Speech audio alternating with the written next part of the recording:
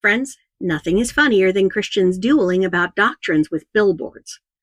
But this one adds a special flavor pouch, using Southern Baptist literalism against them. Today, we're going to check out their fight and explore what it tells us about Christianity itself. Hello, everyone, and welcome back. Today is Tuesday, June 9th, 2026. This is Roll to Disbelieve, and I'm Captain Cassidy. Thank you for joining me. And we are finally at the threshold of the SBC's annual meeting. Oh, it's my favorite time of year, professionally speaking. I mean, how often are you going to see two equally horrible factions duking it out for control of a powerful, multi-billion-dollar money-making machine based on false claims and propaganda? Oh, wait. I guess we kind of see that every 4 years. But the SBC gives us this spectacle every single year without fail. I'm still waiting for the SBC annual meeting showrunners to print fight cards for their presidential candidates. You know, like you see in wrestling. Oh, you know, if they actually did it, I would buy them, frame them, and put them on my wall every year like I was a barbecue restaurant decorating with license plates. The only evangelical ephemera I could ever love more is, of course, end times diagrams. While I'm waiting for my dream to come true, I'd like to thank my patrons and supporters. You make my work possible. I can't thank you enough for everything you do. But I'm sure gonna try. Thank you. Every little bit helps. If you're hearing this and you aren't one of them yet, I would love to have your support as well. Please check out the links at the end of today's write-up. It'll either be on Patreon under Roll to Disbelieve, one word, or over at our official site, rolltodisbelieve.com. In the write-up, I've listed options for one-time gifts and longer-term support, and I appreciate whatever you decide to do.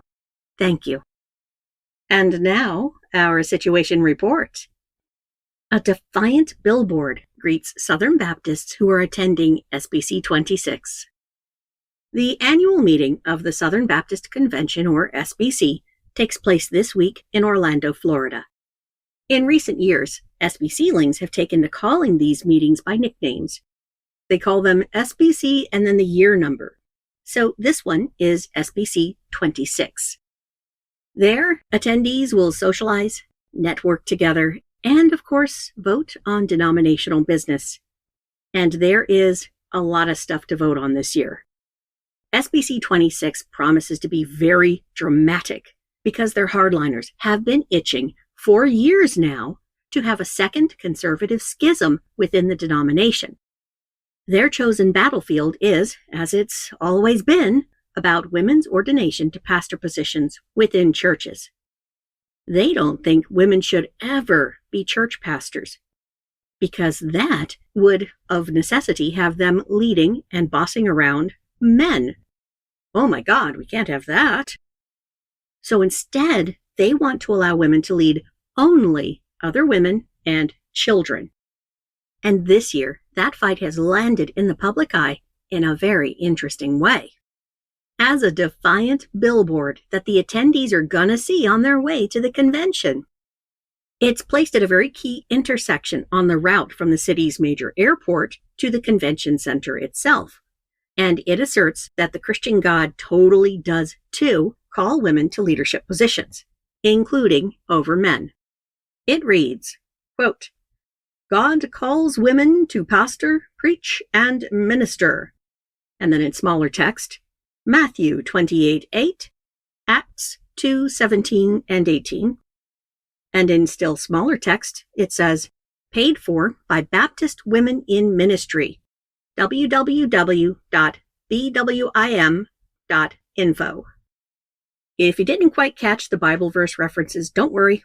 We're going to get into them in detail in a minute.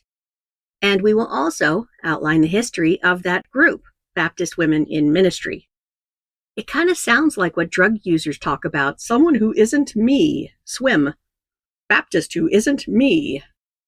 These women and their billboard represent a raised middle finger to the SBC's patriarchy-loving hardliners, and importantly, they always have. Today I'm going to show you how this fight figures into the concept of the doctrinal yardstick, the purely subjective means by which Christians construct their chosen beliefs, and how they change their minds, or more often, I suppose, don't. Billboard wars are always funny, and this one's the best one so far. I've written before about evangelical billboard wars.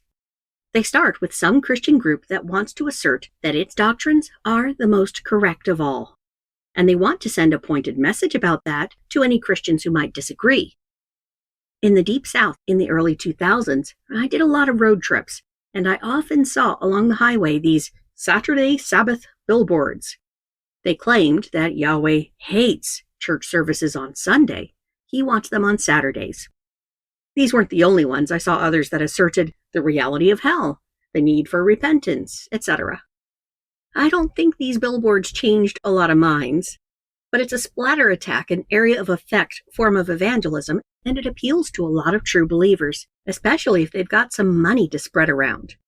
One guy sponsored 25 of these billboards around 2013 in his area, and he would only say that he'd, quote, had some good results from people, unquote, which sounds like next to no actual recruitment success. Remember the rule with evangelicalism: if they don't report specific successes, there weren't any to report. The corollary? They never shut the fuck up about successes. Billboard wars have always been near and dear to my heart. They're so visible and so expensive, and yet so hugely ineffective. Sometimes I see a dueling doctrines billboard that just tickles me pink. And this one from BWIM is definitely my favorite right now. I love seeing evangelicals throw down Bible verses like they're magic cards. And since my sympathies definitely rest with one specific side here, it's extra fun to imagine evangelical hardliners just chewing the carpet in rage about this billboard. And by the way, I didn't have a lot of time to go into it today, but I did find some early responses about the billboard. Oh, they're big mad. The funniest part of all is that BWIM only exists because the SBC had a huge fight like 40 plus years ago over the ordination of women as pastors. So their sponsoring of a billboard about this cause is an extra thwap to the nose to those hardliners. Back in the 1970s, SBC hardliners hijacked the SBC through a clever, well-coordinated conspiratorial scheme. They called their movement the Conservative Resurgence. It ran through the 1990s, with the schemers scoring complete success by 2000. Afterward, the denomination no longer entertained moderate political views. It was solidly, as well, literalist and inerrant, rather than having a large percentage of pastors who took a more progressive or metaphorical view of the Bible. Most importantly, the men of this movement rejected the whole concept of women as pastors.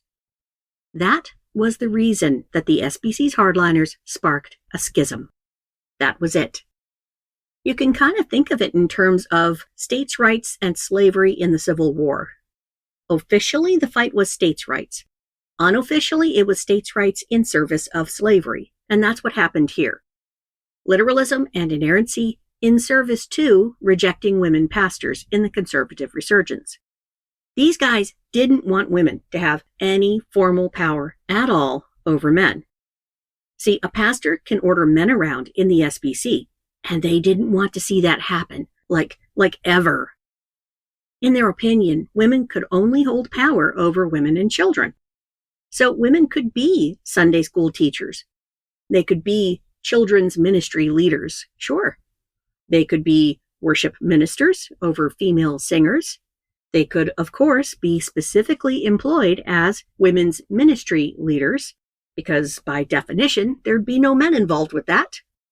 But they could never be in a position of power over men and women. And yet, here were all these women becoming pastors in SBC churches in the 1970s and even into the 1980s. That incursion, their interloping, had to be stopped. And with the power of literalism and inerrancy, it happened. They could deny women that powerful role. These doctrines say that the Bible is literally true and without error in any way. So by interpreting various Bible verses as prohibitions against female pastors, the SBC's hardliners won the culture war against them. For a while, anyway. In recent years, the issue has risen again, and they are so angry about it. Al Mohler, who once supported women pastors while in seminary, has written many times about why it's so important for SBC leaders to hold the line without wavering on this issue. He and his fellow hardliners have made women pastors the cause beyond all causes. SBC26 is expected to focus intently on this issue. Now here's why I say that BWIM is the antimatter to the conservative resurgence. In the mid-1970s, the SBC's Christian Life Commission, or CLC, took a major interest in women's rights. The SBC renamed this group in 1977 to be the Ethics and Religious Liberty Commission, or ERLC. Foy Valentine led the CLC. He was a moderate and a civil rights supporter. And the CLC, under his leadership, put on some events in favor of women pastors. He definitely got some negative attention from the hardliners, but they couldn't do much about that support yet. They hadn't yet made literalism and inerrancy such a big deal, and they hadn't gotten enough support yet to make it stick. The schemers I mentioned put their takeover plan into action in 1979. Even at the time, and into the early 1980s, the plan wasn't fully in effect yet. So women continued to make inroads to pastoral power. You can look at the BWIM history page and you'll see women in the SBC hosted a lot of events during these years to support female ministers just in general. During these years, the CLC extended full support to those efforts and held their own events as well. Eventually, these supporters became Southern Baptist Women in Ministry, or SBWIM. But starting in 1984, the SBC hardliners hit back with a major counteroffensive, and they won almost every fight they picked. By 1995, SBWIM withdrew from the SBC, and they became just BWIM. And a few years later, SBC voters approved the Baptist Faith and Message 2000, which is a creed that, among other things, firmly condemned the idea of female pastors. So in a very real way, BWIM would not even exist if hardliners hadn't taken over the SBC. So this billboard isn't just a dissenting voice to the SBC's current belief about literalism and inerrancy. It's also a reminder that BWIM is still out there. Its members are still pastoring evangelical churches, and there is nothing the SBC's hardliners can do about it but die mad. BWIM's billboard also represents a strong reminder that two evangelicals can have the same desire to hold nothing but perfectly correct beliefs. They can have the same exact desire to follow Jesus properly. They can have the same fervor. And yet they can interpret the Bible in such dramatically different ways. I first ran into this weird situation in college. At the time, I was a Jesus name only Pentecostal, and I had a lot of evangelical friends, and we got together and talked all the time. And my evangelical friends argued constantly with the Pentecostal ones over key doctrines, like the Trinity. They were yes, we were They argued about women's ordination. They thought it was okay. We did not. Speaking in tongues. Oh my God, they were absolute no. Literalism? No, they thought it was very childish. They weren't yet literalists. As these arguments progressed during the school years, I began noticing something disturbing. We could all literally look at the same exact Bible verses, like Acts 2:38, which Pentecostals love, and we could come out with totally different interpretations of what it meant. And we were all using the same techniques to prove our points. We used the original Greek and Hebrew, which means the original interpretations of the words. We cross-referenced other Bible verses. We even prayed very fervently very earnestly for Jesus to show us the right interpretations. And in the end, we all came away convinced that we were right, they were wrong, and we were so sad that they refused to listen to Jesus' guidance. Needless to say, not a single one of those arguments resulted in someone changing their mind. And, oh, that bothered me so much. Though it would be years before I figured out why. None of us had any objective reason to think that our conclusion was the correct one. So we all relied on identical subjective means of evaluating other beliefs. Eventually, I would call this process the doctrinal yardstick, because every one of us measured each other's level of Jesus' correctness by our own belief's example. And that is what BWIM is running up against with this billboard.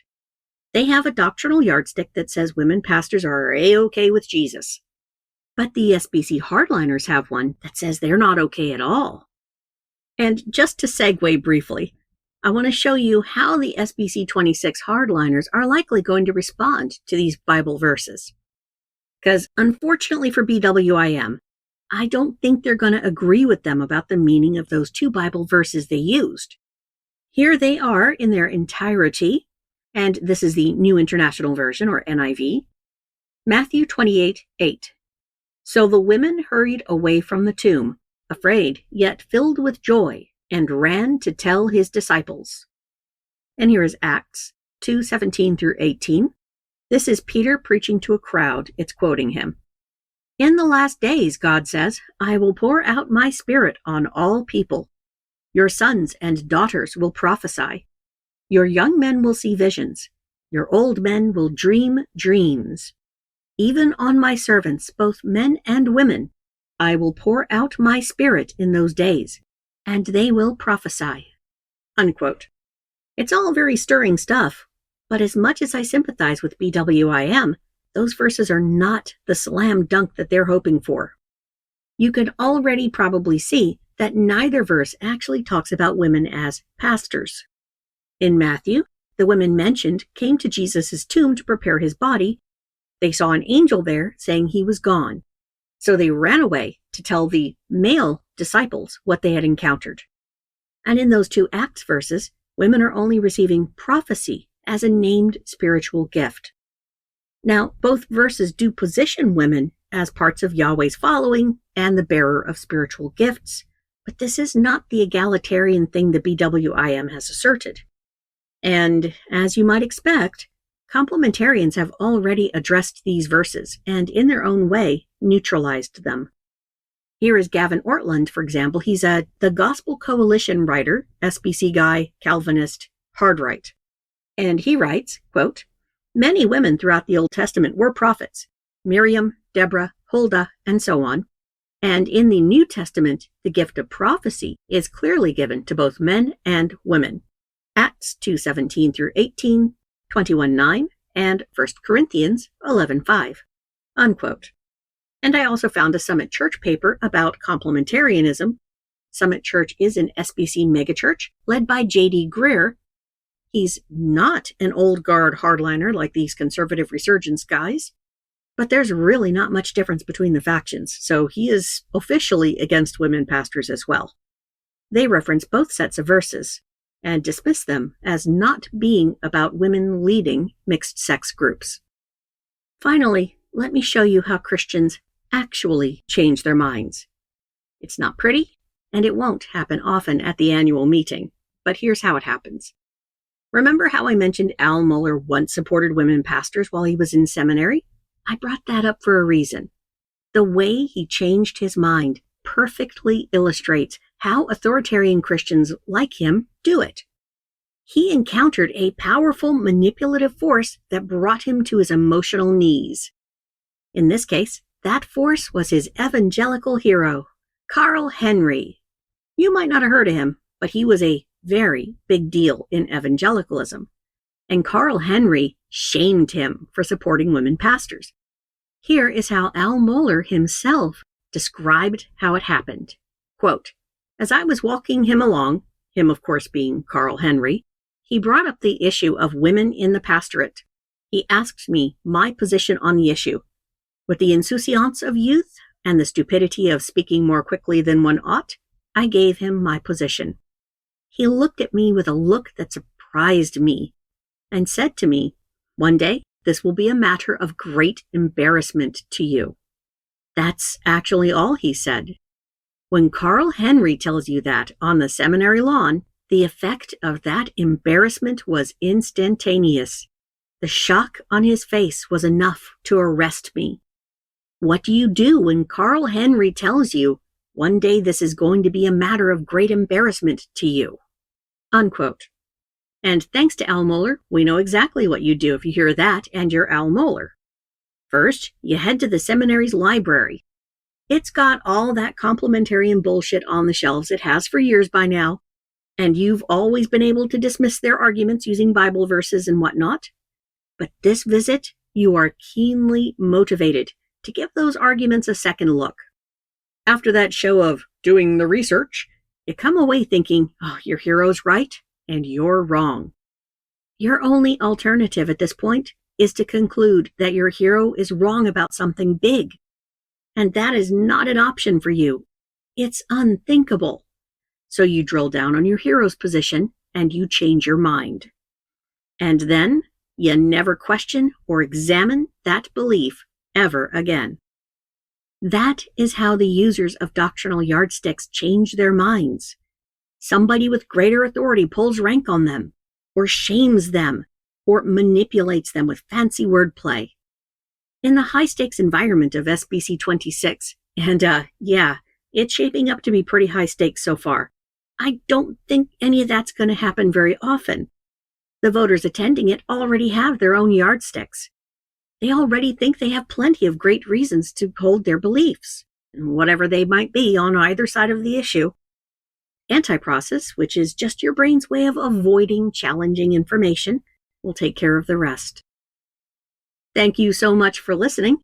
I hope you enjoyed that. Next up, well, SBC26 is promising to be a huge fight, and I can't wait to see it.